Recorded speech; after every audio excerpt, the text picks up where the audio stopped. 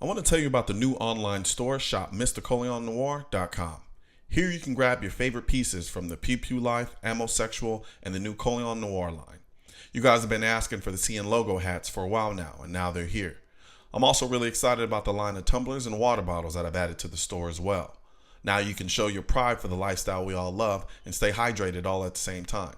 So click the first link in the description box and grab your gear today.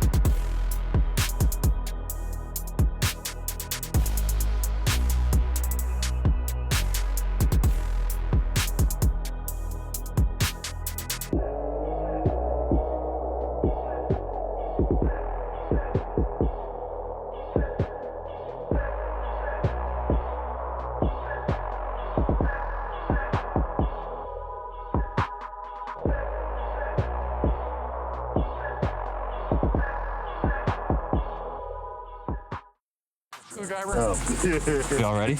What? Is it all loaded? Nope. No. I jammed it up. If bullets were like that today, would you be in the gun? You're still having a bomb inside of a cylinder pushing a projectile out the front. An explosion's going to follow the path of least resistance. When that projectile goes out the front, same principle. If I needed to carry a gun for personal protection today and it was like that, yeah, absolutely. Back then, most people don't realize it was a requirement to shoot your gun with a little bit of swagger. What are you shooting? BAR, Browning automatic rifle.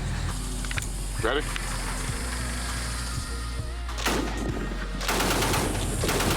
I don't know, the way this thing shot, it's making a valiant attempt at being my top 5. What gun is that there, Mr. Noir? 1903, Who made it? Remington. Springfield. Corey, the manufacturer of this gun originally was? Well, most of them were made by Springfield. This one was made by Remington. Booyaka.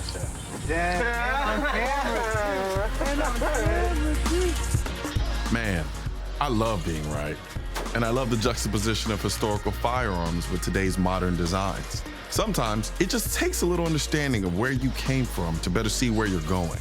And who better to talk firearm evolution than KAC's own Trey Knight. All right, so we're out here at Knight's Armament. Joining me is Trey Knight, and he's brought a box of goodies for us. So let's just jump right into it and tell me what we got here. Cool.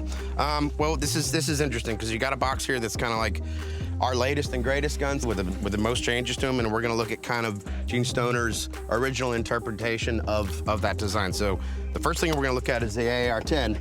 This particular example is a Dutch version of the rifle, but yeah, you can feel the weight of that rifle. This is moronically light, especially considering when we were shooting essentially a 308.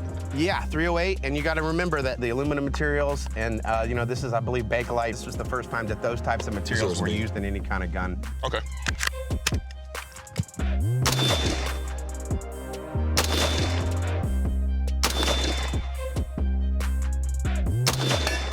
It doesn't seem that old to me.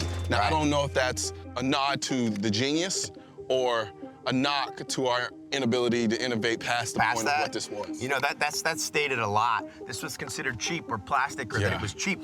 It wasn't at all. It was actually much more expensive to produce. Yeah. Meanwhile, he was just so far ahead of his time as far as materials and design. If I'm gonna liken it to something, it reminds me of HK91 without the supreme heaviness. You gotta remember that optics and electronic sights, even optical sights that would fit on a rifle like this, they were few and far between. Yeah. So a lot of the advancements that we see these days, they really aren't in the rifle so much as they are in, you know, the optics and the enhancements, the ergonomics, you know, a lot of those features. And the SR25 actually comes from AR-15 and AR-10. Those numbers added together equal 25. Gotcha. So you're gonna immediately, you know, kind of feel the weight. The gun's heavier. Obviously, it's got a pretty heavy sight on there.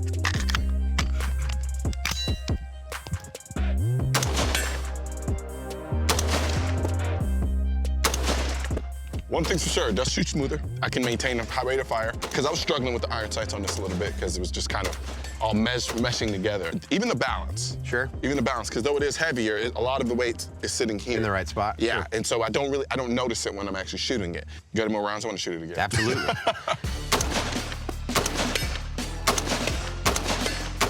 So we talk about the modularity, but in the collection, you'll see other examples of what they were trying to do with this basic platform. You can imagine them taking his design built to be a certain way around a certain requirement, and then screwing with it. And he says, well, you want something that's modular, I'll make you a gun that's modular. And that's what the Stoner 63 was.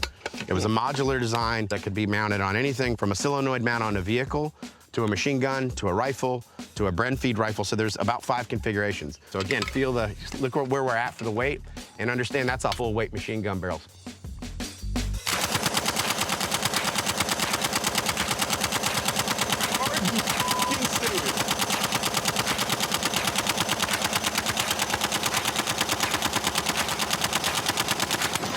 That is the most ridiculous thing I've ever shot in my life.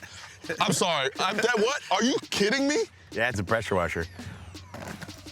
What on God's green? Are you serious? Yeah, it's neat. The recoil of the gun actually supports the weight of it. You'll notice that the gun, you notice as soon as it stopped firing, you move forward, you fell forward with the gun. So the gun, the recoil actually counterbalances the weight of the weapon, especially with, 200 or more rounds in it. And all the weight's in the damn ammo. This is phenomenal. Yeah, it's the shit. You want to get some more ammo? You have another ammo? Get some ammo. What are y'all doing? Get some ammo.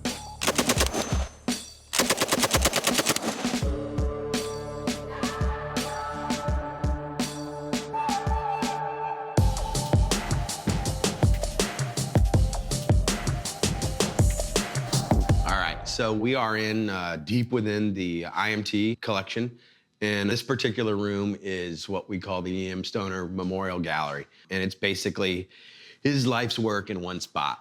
Not a replication, but actual. The actual, prototype firearms that he designed, and a lot of them are early guns or versions of the gun before they would go into production. So the guns that you're going to see, on the wall are the prototypes to the guns that we shot today. The Stoner 63 and the AR-10. The other thing that's here that's, in my opinion, as valuable or more valuable is his actual intellectual property. So, hand-drawn drawings that he did himself. And you can see they would be simple sketches that he would evolve into, the actual designs for the weapons. So you got to remember this was pre-CAD, pre-cam. So he was doing all this stuff with a slide rule on a piece of paper. He wasn't a classically trained engineer, and he would often say that he was glad that he wasn't, because half the stuff that he tried to do in his life he would have never tried to do if he'd gone to school to be told you couldn't do that. But yeah, we're sitting here amongst things that he would have touched.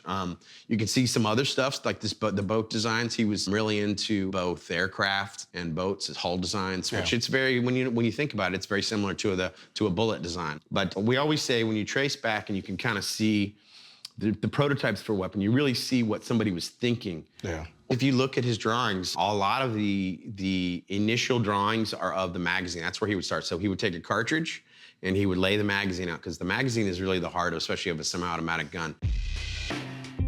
It's really interesting to see the drawings because his homework was there. You're not just seeing the final answer to the question, you're seeing what he thought about. And there'd be two things that he'd look at. He'd look at the mechanism for the bolt, the locking bolt, how much energy that it had to deal with for feeding and firing, and he'd deal with the basic presentation, what we call, of the round to the chamber. And that's what really has to do with the reliability of a weapon system. How short of a period of time that bullet is not in the magazine and not in the chamber. So, you know, a lot of the stuff that's in this room was pre-Knight's Armament Company. You know, you're talking about in the 50s, the guns that he would build. He basically built some guns in his own garage, and he was at a firing range, and somebody from a aerospace company called Fairchild, which also owned Armalite, saw him there shooting those guns that he built in his garage by hand, wood stocks and everything, and said, you know, where'd you get this? He said, well, I built it, designed it. Said, well, we have this new technology which involved the plastics and the aluminum, and we want to build a weapon system using these materials. He didn't really bring all that to the table. Of course, it would turn out to be some of the things that would make the weapon what it is today. Yeah, what it is today, and it was really ahead of its time as far as today, everything's machined, you know? They didn't have CNC machines. So the fact of how the stuff was designed and how it was manufactured back then was, you know, kind of a feat. If Stoner were alive today and he saw what has become of the AR world, the way things are, how do you think he would feel? I think he would have been proud of the longevity of the core design. There's a story that basically when some of the designers that worked on what would become the G36 came from H&K, and we're very proud of their design and showed and presented the gun to Mr. Stoner. He said, well, Mr. Stoner, what do you think? You know, and he said, well, what's not to like about your own children? So it had the rotary bolt in there. And so that was before they did the 416. But the idea that the Germans, and specifically H&K, would actually be looking at some of his design work, he got a kick out of that. He liked that. I think he would have, you know, you really, when you look at the gun and how many accessories and how many things are available for the gun, nobody ever could have planned that. I call it like the small block Chevy of guns. You know, it's just become the standard. This thing's its own little monster.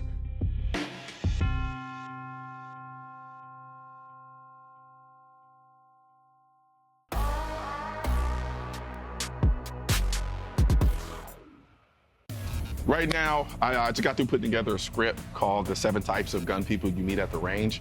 The one thing about going to a gun range is kind of like a bazaar of people, because there isn't, as the other side likes to make people think, only one type of person when it comes to firearms. There are so many different personalities of different people coming into the place that over time, I started picking up on a different personality. I figured I'd employ Lasort with this video. You're probably gonna see more of him than you see of me, just because Lasort has this ability to just take on different characters in a way that I've never seen before. And the beautiful thing is we get to see Lasort dress.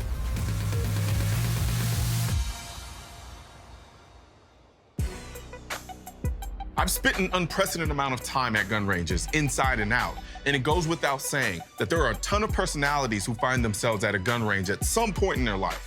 However, there are some personalities that stand out more than others. So here's my list of 7 types of people you'll see at a gun range that stand out to me the most.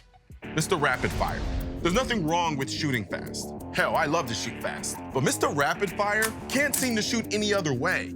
Everything is rapid fire. Give him an AR-15, rapid fire. Give him a Glock 17, rapid fire. If you give him a bolt-action rifle, he's gonna try to rapid fire that too. He can't help himself. More often than not, Mr. Rapid Fire is also a bully. He's typically a younger guy who knows too much or too little about guns, but doesn't have access to tactical ranges, so he's forced to go indoor where he gets bored quickly. So when that group of first-time shooting housewives who found a gun range Groupon shows up, Mr. Rapid Fire will strategically place himself in the next bay and start mag dumping to scare them. Bring it on! The Safety Violator. For obvious reasons, the Safety Violator is the most terrifying personality at any gun range. They habitually and effortlessly break every safety rule known to man. Just gonna put it back in the case. In their personal life, they can be the most competent and brilliant person in the world, but put a gun in their hand, and it's like they become remedial. They're flagging people like they're playing laser tag. And you can forget about trigger discipline. To them, the trigger is a finger rest. And when you correct their involuntary suicidal ways, they get mad at you and say the most frustrating and infuriating words you can say to a gun person. Told you it was unloaded. Told you. The poser. Stay at a gun range long enough, and without a doubt, you'll see a poser. The poser is obsessed with looking like a good shooter, but not as obsessed with actually being one. Everything this guy has is tier 1. He's got the badass Oakleys, the shooting hat with the curve so perfect they teach college courses about it. He's got his shooting shirt with his shooting pants and Solomon boots, even though he's shooting indoors. And he's laced to the T. He walks in like he owns the place, pointing at people as if he's walking into a nightclub. He gets to his bay, pulls out the latest and greatest guns, gets ready to shoot, pulls the trigger, and this guy can't hit the broadside of a barn. His groupings look like the before picture of a Proactive commercial. He's teacupping his gun like he's in a bad action movie, and he manages recoil like a 6-year-old walking a pit bull. But let him tell it, he's the greatest guy in the gun range. He'll even go so far as to give you instructions on what you're doing wrong. The Can I Shoot It guy. The Can I Shoot It guy is the crackhead of the gun range. He's the guy who seems like your typical friendly guy at the range, but don't be fooled. He just wants to shoot your gun and waste your ammo because he doesn't have any more and he hasn't scratched his shooting itch for the day. They'll come up to you and small talk you to death until you feel obligated to ask them, hey, do you want to shoot the gun? The messed up thing about it is they don't even have the courtesy to shoot just a couple of rounds. You hand them a full magazine and they think it's mag dump time. As soon as they're done, they're on to their next victim and you're standing there with an empty gun and an empty federal box trying to figure out what the hell just happened. Mr. Social Media. A lot of people love to post their time at the gun range, and they should. However, there are those who, instead of going to the range to shoot, they go to the range to selfie. All right, everybody, we're live right now. So, yep, that is a gun. At first, you might mistake him as a new shooter coming to the range for the first time, and it's partly true.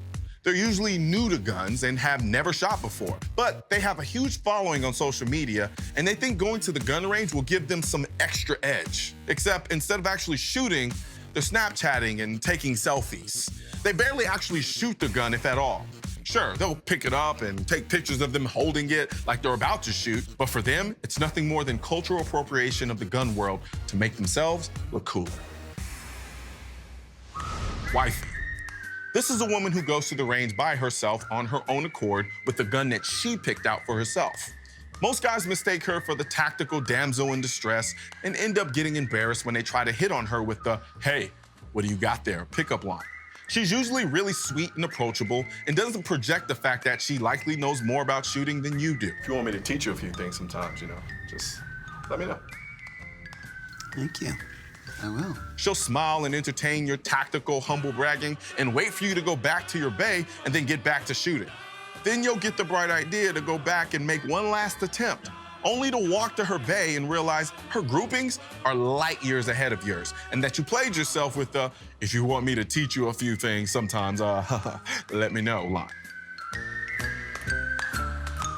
And finally, the hipster. The hipster treats the gun range like a social experiment. They're generally nice people, but you can tell they find the gun range more fascinating and intriguing than cool. They're usually the guys who didn't bring a gun of their own and end up renting the oddest guns available. You might confuse them for the can I shoot it guy. They're always talking more than shooting and asking questions about what everyone else is shooting like they're conducting a Vice documentary. Is that new CZ? And God help you if they see you shooting a CZ pistol. Hipster types love CZ pistols, and they'll talk your ear off about them, and all you want to do is shoot.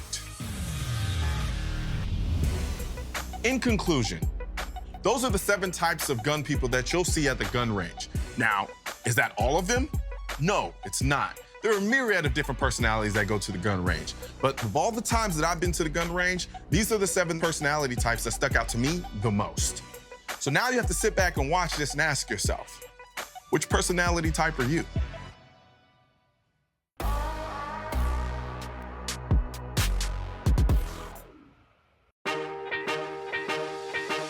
Kevin, if you were stranded on a deserted island and you could only have one gun. Beer. What? You've been a lot closer to this gun. Kevin Brittingham is a firearms entrepreneur extraordinaire. When you and I were just tripping over our own feet in high school, Kevin was already selling guns. By 19, he'd founded Advanced Armament. 16 years later, he sold it to Remington. And now, he's got a new company, Q. So, we've got a plethora of guns on the table. We got a few. Okay. And so basically what we're gonna kind of do is kind of contrast Q's guns to these guns. Yeah. You built your guns to basically alleviate some of the shortcomings of some of these other models. Yeah, I think some, with the Honey Badger, you'll see the true evolution from a couple platforms. I would still call the Fix an evolution. So essentially, if I was going to make a direct competitor to the Honey Badger, it'd be this. That's an MP5 SD. SD. Maybe you've seen it in Call of Duty. Maybe, just a little bit, kind of. Everything from the cartridge to just the usability of the gun, everything about it being so lightweight was designed to replace this. Okay, so let's do some shooting with the MP5, and then we'll backdoor, and I'll shoot the Honey Badger, and I'll kind of give you my take with the immediate comparison. All right.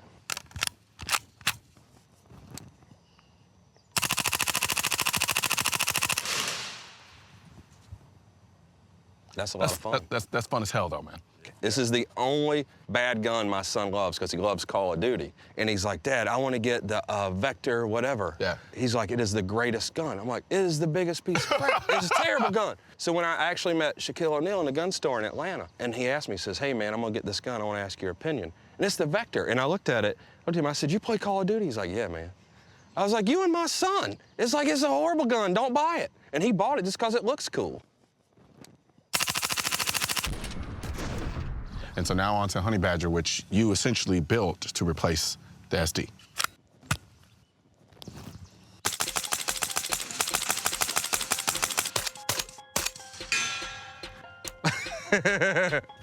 Good thing it's Carlin. He'd have got away. Let's start with the Honey Badger first, because Yeah. this has actually been in production a lot. Not production, but you've been working on this for about how long now? Oh, Jesus. Probably 7 years. Yeah. 7 years or so. Yeah, we did it at Advanced Armament back in the Freedom Group days for a special operations unit. So we resurrected it at Q. I own the name. We improved it. We went with a longer barrel than the original so we get better accuracy out of it. Okay. So features, we wanted something similar, so the stock looks similar. But the customer, what they wanted was on the MP5, how you have to pull the lever to pull it out. So this is just a straight pull through. And this is also different from the original Honey Badger.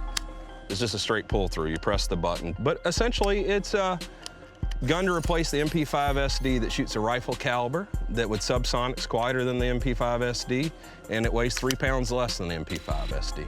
One of the complaints with the SD was the weight of the gun. It's kind of big and bulky for a 9mm, and it's very heavy. The MP5 SD is 8.5 pounds.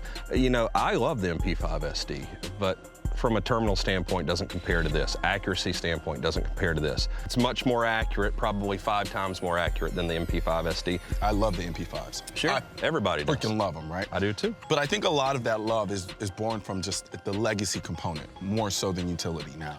Just because of what we're able to do with things like the Badger. This is a 60s muscle car. Yeah.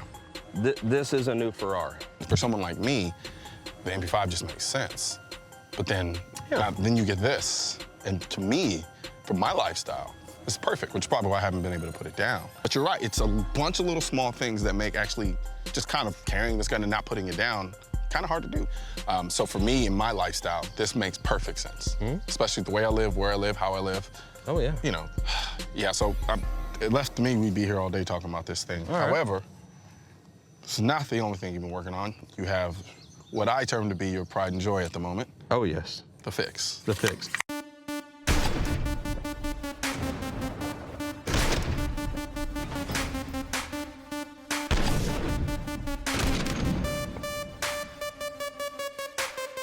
Right? And this is where you are most proud, because this is where we start talking about the Fix. Yeah, it's our newest baby. So, it always gets the most attention. Yeah, which is true. We designed everything on the gun except it uses AR selectors or safeties, AR pistol grip, and AR mag release. Everything else we designed. This is an AR. Yeah, detachable magazine uses AR-10 magazines. A wonderful, safe, light two-stage trigger. The 45-degree bolt throw, so you don't have to mount your scopes high and the bolt handle doesn't interfere with the optic. This is a 45-degree bolt throw, so it's super fast. It's the fastest bolt gun there is.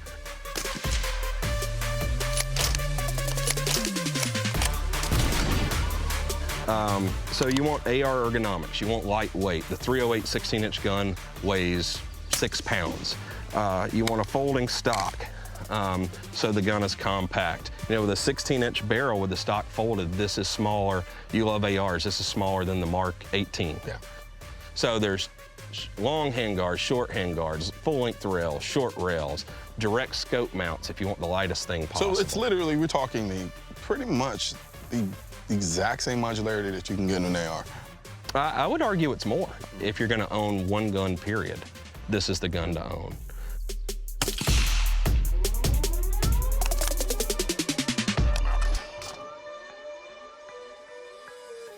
So there you have it, a rapid-fire look at the evolution of guns. Now, we just barely scratched the surface. Shoot, it would take a whole season just to do it justice. But what's awesome is that we're still at the beginning. As firearms and technology are continuing to evolve in exciting new ways, I'll be honest, I can't really hate it. It just means more guns for me to test out.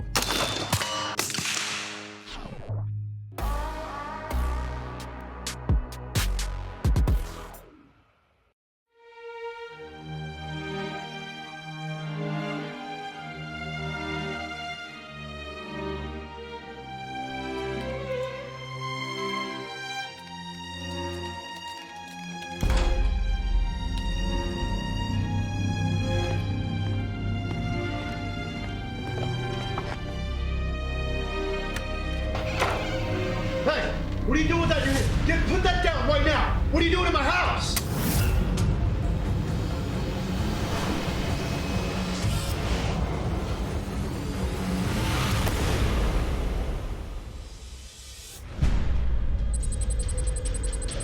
All right, let's do this.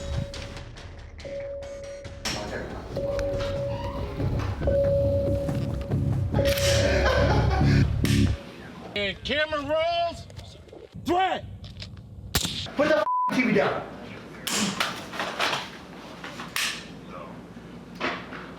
Okay?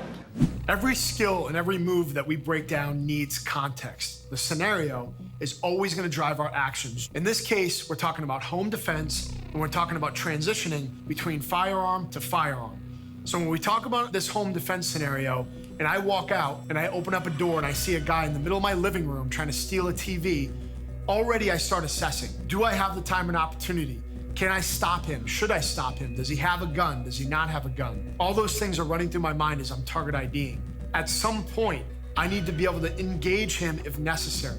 The three most important things to think about is speed, layering our security, and having the right equipment. The first thing we talk about is speed. If I'm in a confrontation or I'm in a firefight, every split second counts and is critical for me to get my gun back up and get back in the fight, especially if you have a family behind you. When we talk about transitioning firearms, getting our primary back up into the fight is gonna take longer than to just transition to a gun that already has a round prepped in the chamber, ready to go. So again, if I'm in a home defense scenario and I have the time and opportunity to throw a pistol on my hip, that's gonna be better than just having one gun.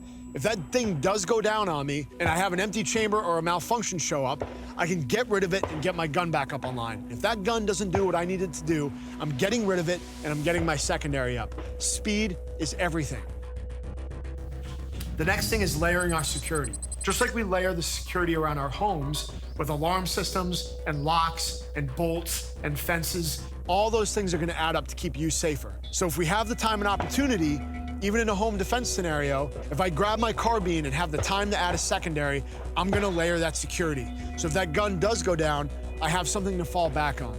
If you're in your bedroom and you hear something in the middle of the day, how much time do you have? Do you know how much time you have? What are your layers of security in your home? This is just another layer of security. And if I have the time and opportunity to grab it, I'm gonna do it. Okay, everybody ready? Yep. Hey! The third thing is equipment, having the right gear. And a big thing that's gonna drive it is your lifestyle. Do you have kids? Do you have a family? Do you live by yourself? What's your apartment like? What's your house like? If I don't have the right setup with the right sling, the right holster, the right weapons platform, that's gonna slow me down. But it doesn't just happen by buying something. You can't just expect to buy a piece of equipment and be good. You have to get to the range and you guys have to get the reps in. Understand how to manipulate the safety. Understand how to get that gun back in the fight. Understand how to take accurate shots at close and long ranges. Building good motor memory and having good training, being able to transition from primary to secondary firearm is gonna help you guys get your gun back in the fight if a threat does present itself. After manipulating the safety and engaging the target, I immediately identify the condition of the firearm and can feel when my gun is dry or has malfunctioned, initiating my immediate action sequence. I simultaneously sweep my primary gun out of the way and move my right hand to reference my secondary. Keeping my eyes in the fight and awareness high is critical. As I control my primary's descent, making sure to pin it against my body to keep it from swinging around, I establish a 3-finger grip on my firearm. My lead hand starts to move towards the center of my body to meet my pistol for a 2-handed grip. Proximity of the threat will determine when I put my finger on the trigger.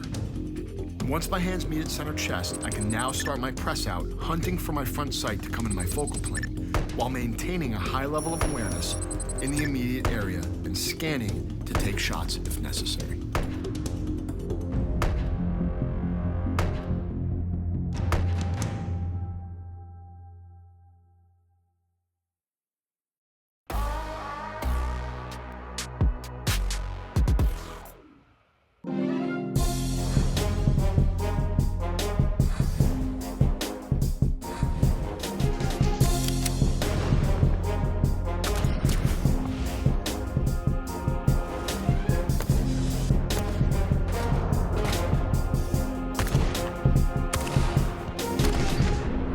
Nicole, Team Alpha.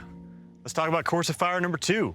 This is a great course of fire. It involves some strategy, some teamwork, and possibly all 4 different types of weapons platforms. In short of it, there's going to be a front shooter and a back shooter. The front shooter will have to choose between shooting 5 clay targets from 10 yards with a Mossberg 500 pump action using slugs, or shooting the Texas Star with your pistol from 7 yards. You will only have 5 rounds regardless. If you execute perfectly on your first try and you hit 5 out of 5, you're done. Here's the catch. Let's say you miss. You only had 5 shells in the shotgun. Where's the extra ammo? The extra ammo is on an ammo table at the 75-yard line. Now, not only do you have to complete the clays, you also will have to do the Texas Star. So your double penalty there, you know, in your own mind for a miss. Don't miss, there's the lesson. Once you're done, you will run back to your partner. That partner can then proceed with their courses of fire. Got it? Got it. Got it. On the rear, the person who's in the back, you will choose between shooting the crossbow at a 50-yard target or carbine at a 75-yard piece of chalk. Again here, you take your first shot and you hit, you're done. You take your first shot and you miss, you got to go to the ammo table, retrieve another arrow, or load up your AR with more, and you have to shoot both, the crossbow and the carbine. The team with the best time will win. Best time gets 3 points, second place gets 2 points, and the last place team will get 1 point. Awesome. All right, guys. Thank you. Nice. Kill it. Good luck. Woo! I honestly believe that this entire course is not going to be determined by speed. It's going to be determined by who does not freak out. You're deathly afraid of the Star. Yeah. I'm not. However, I'm not master of the Star. Right. I have a tumultuous relationship with the shotgun. Yeah. You're pretty comfortable with the shotgun. Yeah. This is slugs at a clay, though. We understand that, right? Okay. I know. Got I it. know. All right, so I feel like you're better with the crossbow than I am. I would definitely do the crossbow. Would you feel more comfortable with the crossbow? Yeah. Here's the problem, though. I've never shot a Texas Star. You have. So if you want to do that, that's awesome. Only thing is, if I miss any of those, I've never shot Texas this. I never shot the Texas Star, only but one time. Today was the first time I've ever shot slugs, so Okay. I don't know. I can Okay. take the crossbow. And if you miss, and I can get the AR. I'm good. If I have to get to the rifle, I'm using yours. Then you might need to shoot the Mossberg. Yeah. Well, if you have to shoot the rifle. I'm confident with a Texas Star. I trust you. If I don't, I'm going to be watching your butt run up and back and forth here. I'm just going to be sitting here. Go team. Let's go. Team Shredder Destroyer. All right, so you're gonna nail all 5 of those. I'm starting down there? Yeah, you're starting. I might need a hug for this one. Dude, just don't give me miss your, some. don't miss your shots. All right, brother. Woo.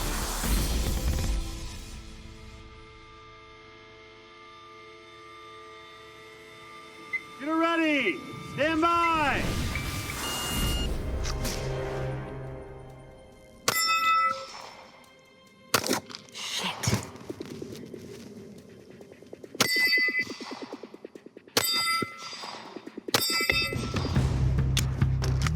Let's go, Nicole. You got this. Oh, no.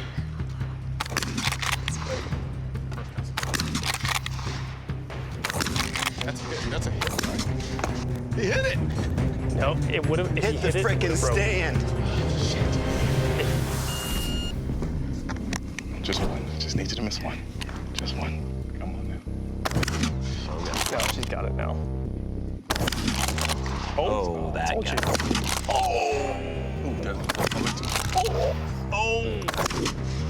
Oh, she got it. That's it. Do I have to run back right now? Yep.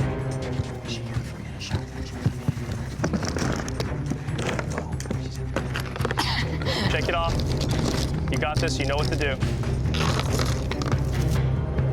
You got this, Darren. Wait, do you have any shotgun ammo? Oh, shit. Dude, you didn't tell me I didn't have a shotgun shell. It just clicked. That was painful.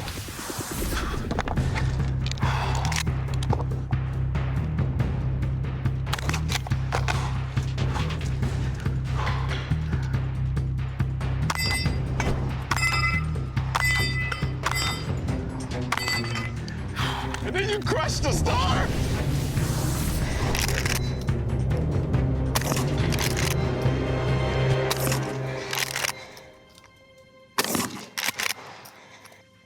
There it is.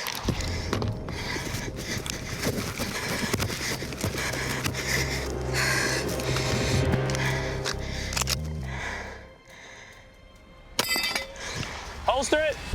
Look it back here. Got it. Yeah. Okay, now I can root for her. Okay, Star. Okay. Does she have ammo? Come on. She's got ammo. She just has the loaded handgun. I mean, she might have 5 rounds on her. She needs to make. Oh, yeah, she shot too fast. Oh. Did she take ammo? Shit. She's going back for her ammo.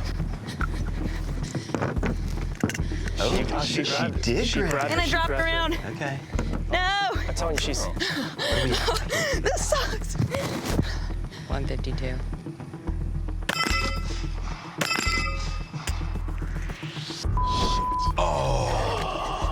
Oh, no. I lost a round. Oh, no. Cardio. You got it. Holy shit! She's sitting there going, why am I not in Myrtle Beach right now? What am I doing? And it's behind that post. Okay. Nice. Come on. Come on, Alex! Those legs are burning. They're getting heavy. Oh my god! All right. Look at that. Nice. Oh, go, Way go, to go. fight through it. Holy shit. One or two. Make sure it clicks. That run. You all right? Yeah. Nice. Well done. Faster! Faster! Faster! Faster! Good work, girlfriend.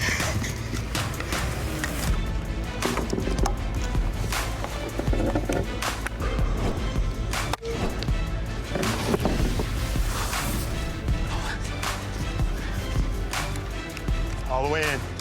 Sure, clicks good. Wind's good, just take the shot. Nice. Nice hit. Oh, painful. You crushed the damn Texas Star. Yeah. The one It thing wasn't you were spinning as terrified fast. about.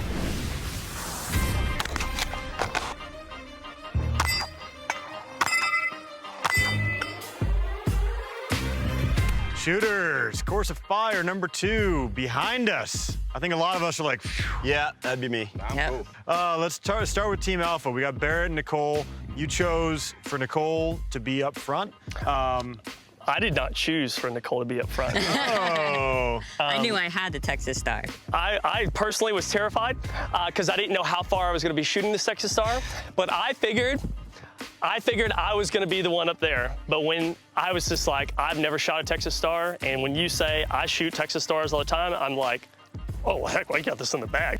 And she said, I shoot Texas Stars all the time. I've got this. To which I said, thank goodness, because I've never shot a Texas Star in my life. And as a pistol guy, I don't want to be seen on this TV show missing this thing as it's going around. Right. So I was happy that she made the decision. But even with her second shot being a failure, I was incredibly proud of her ability to just kick it into overdrive, go, be smart, and I was happy watching her run it. Well, that's awesome. He was happy not to be running. Yeah, happy that I'm not running right now. Right. My partner's sprinting. I'm just chilling, sitting back here. You guys did really well. Way to push through. Thank you. Thank you. Team Bravo. Yeah. How did you guys? How do you feel like you did right there? So I do have to say, to some degree, his he psyched himself. Yeah. He was deathly afraid of the star, and cleaned it. Yeah. Yeah. Now, granted, he cleaned it after he didn't clean the shotgun aspect of it. Oh, no. All things considered, you crushed it. The irony is... Not what the time says. It speaks a lot about fear and psyching yourself out. Yeah. You literally obliterated the Texas Star, the one thing that you did not want to do. But man, that was a lot of running right there. Yeah, that was actually, you know, I undervalue that. Like that, I mean, you had to go down, come back, go halfway down, come back. He hasn't done that much running since NOIR season 1. That is 100% true. That is 100% true. Good job, guys. Good job, Team Bravo. Team Charlie, Thea, Alex. Good job, guys. So Darren did a little bit of extra running because he forgot shells. You did a little bit of extra running, not because you forgot anything, because... Talk us through that. Oh, there it is. There it is. Found it. The 9mm. The one round that I had to run all the way back here for because I missed a shot on the star was right there the whole time. Just grabbed a whole handful, 2 handfuls of 9 in that, and then I dropped some 9 on the way back. So when I went to load for the Texas Star, I only needed 1 more round, and I dropped around. Then to run all the way back, just to shoot that one target, and then to run all the way back for her to Cardio. I did it. Gotta work out. I should have had her do it. That little sucker could have saved you 150 yards. Yep. Yeah. And a few seconds, but I'll say this much. through If I got to give beast mode to somebody. Yeah. she's on 100%. it. Beast mode. So how do we do? Let's talk about that. In third place, getting a whopping 1 point with a time of 3 minutes 9 seconds, we've got Alex and Thea, Team Charlie. And the team with the fastest time, getting 3 points, total time of 1 minute 58 seconds. Team Bravo, Darren and Mr. Noir. Nice, brother. Nice. Okay. Nice job. Nice. So rounding out the middle, getting 2 points, Team Alpha, time of 2 minutes 13 seconds. Barrett, Nicole, good job. Nice. Good job, guys. Nice. So after our first 2 courses of fire, in first place, we've got Team Bravo. Like it. Good job. In second place, Team Alpha. And in third place, we got Team Charlie. Nice. All right, guys, let's get ready for course of fire number 3. All right. Woo, let's do it. Before you go, I want to tell you about the new online store, shop MrColionNoir.com. Here you can grab your favorite pieces from the Pew Life, Ammo Sexual, and the new Colion Noir line. You guys have been asking for the CN logo hats for a while now, and now they're here. I'm also really excited about the line of tumblers and water bottles that I've added to the store as well. Now you can show your pride for the lifestyle we all love and stay hydrated all at the same time. So click the first link in the description box and grab your gear today. And don't forget to hit that subscribe button. So many hard decisions to make this time.